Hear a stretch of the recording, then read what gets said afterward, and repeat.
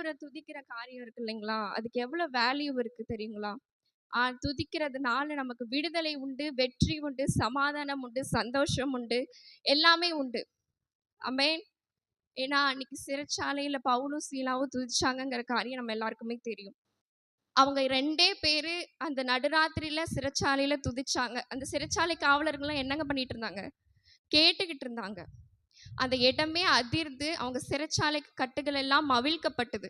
அது மட்டுமா நடந்துச்சு? இன்னொரு ஒரு ஸ்பெஷாலிட்டி, சிறைச்சாலைக்காரன் வந்து, ஆண்டவமாரே, நான் ரட்சிக்கப்படுவதற்கு நான் என்ன செய்யணும்னு சொல்லி கேட்டான்.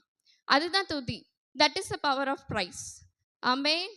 நம்ம இன்னைக்கு துதிக்கிற துதி ஒருத்தரை ரட்சிப்புக்குள்ள கொண்டு வரணும். ஹல்லேலூயா. பிரைஸ் அப்படிங்கிற ஒரு விஷயத்தை பிரைஸா பார்க்கணும்.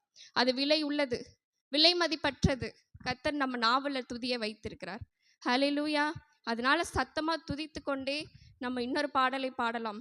எந்தன் தேவனால், எந்தன் தேவனால் நான் நிச்சயமா நான் ஆசீர்வாதம் பெற்றுக்கொள்வேன். உந்தன் வசனம் நான் கை கொள்ளுவேன், உந்தன் வழிகளில் நான் நடந்திடுவேன்னு சொல்லி துதித்து கொண்டே சத்தமா நம்ம ஆராதனைக்கு நேராக கடந்து செல்வோம். எந்தன் தேவனால், எந்தன் தேவனால்